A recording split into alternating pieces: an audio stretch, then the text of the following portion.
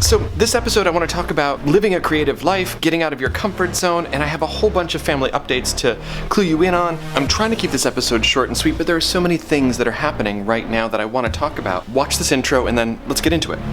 3, 2, 1!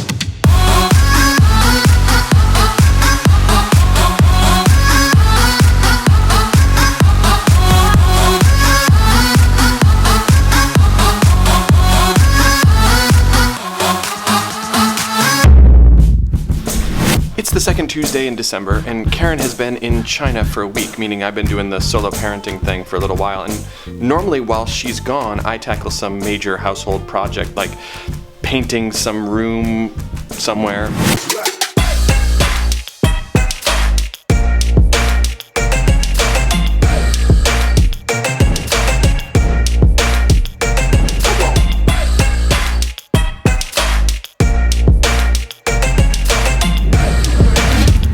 Or building a brand new desk for the office.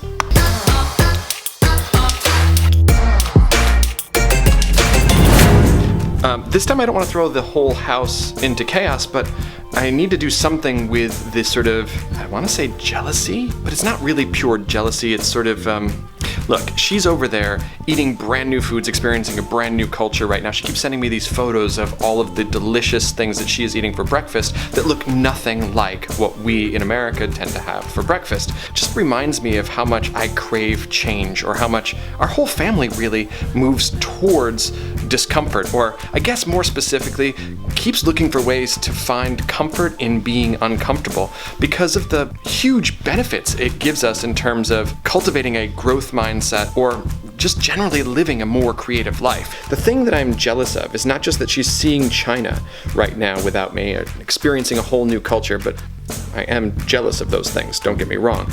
Not in any sort of evil way, just I want that.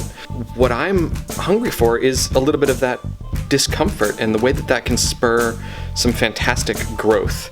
So this time, instead of throwing the house into chaos right before we take an epic family vacation, New epic. I've decided to try my hand at daily vlogging. 2 years ago, we convinced our family to not get any Christmas gifts and instead to go on a family adventure to Rome. It was maybe one of the best experiences we'd ever had as a family, so we're doing it again. This year, instead of only one city, we're going to end up hitting 2 cities for longer periods of time. We're going to spend 1 week in each of 2 European cities. I'll tell you about those in the next episode.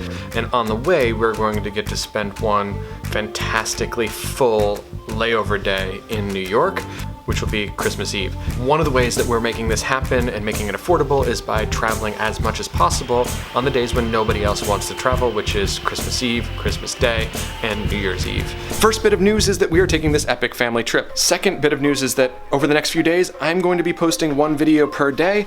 Because we are going on this trip, I think of this like training. Creativity and cultivating creativity is a dispositional kind of knowledge, which means that it's based on habits and attitudes, and those things are built over a long period of time. Those things are built based on routine in a given environment, and in order to fuel creativity, you have to break some of those habits. You have to force the brain to remap existing data points to new experiences. One of the pitfalls that creatives can fall into is the sort of seductive, warm embrace of a fixed mindset. And that is the idea of doing the same thing over and over and over again and expecting a different result. While that is a horribly cliched definition for insanity, it is the perfect way to describe one of the biggest creative pitfalls that we all can fall victim to, and that is the idea that repeatedly doing the same thing, the thing that you're already good at, is somehow growing or changing you in any meaningful way.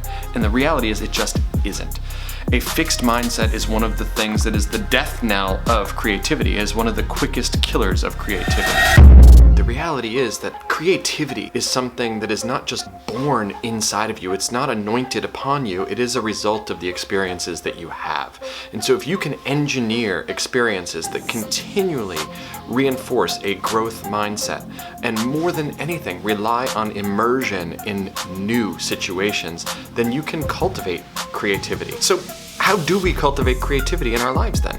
How do we continuously pursue that idea of a growth mindset instead of a fixed mindset?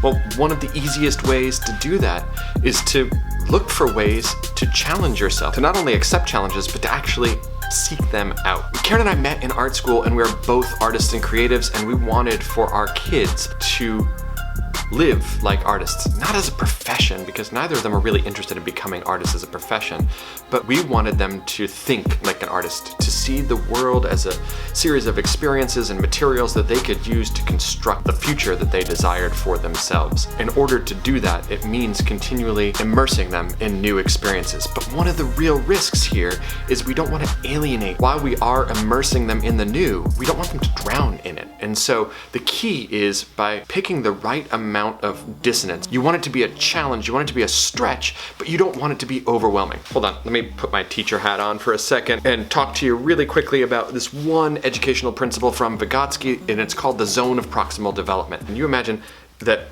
here in the center is what you can do on your own. Next ring out, and outside of here are things that are absolutely impossible. They're out of your current reach. But between where you are and those things that are out of your reach is what you can do with some assistance. That is called the zone of proximal development. And the idea is to push us close to the edge of that zone, to stretch, but to still make it possible. For me, I'm setting up a creative challenge that's just at the edge of my capacity. Between the limits on time, the limits on my knowledge, and the limits on my experience, daily vlogging presents just enough of a challenge to me to make it worthwhile. I will struggle through this daily vlogging activity, but I will be able to do it, and I will come out on the other side. There's another layer though. When you travel like this with your family together, we're modeling for our kids that we don't have all of the answers. Even at our age now, that we are not infallible, that we are not static, that we are not fixed, and that we are still looking to grow and expand our horizons. I guess that's where I'll wrap this video up. I'm gonna be nervous about uploading this one. This one's a little bit... The barrier's getting thinner and thinner. I think the vulnerability is increasing, and it makes me a little bit more nervous to put these videos out.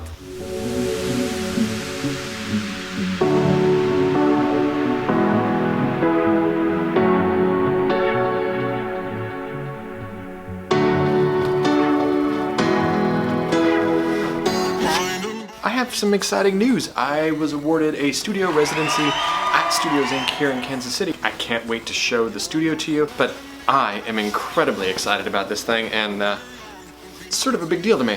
There is a series of things that people traditionally do at the end of one of these YouTube videos, and they may include leaving a comment below, giving a thumbs up because you like the content, hitting the subscribe button, or even ringing the bell to get notified every time we produce a brand new video. If any of those things feel like they make sense to you, I would greatly appreciate you doing them. Everybody's got an opinion, and I'm kind of interested to hear them because that's one of the things that I like about this whole thing.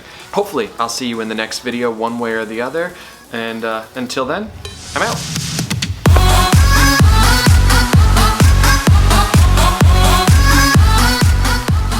Teenagers be like what? Teenagers? It's a tween, not teenagers. You're a teenager. I'm a tween. You're a teenager. What's a tweenager? What's you?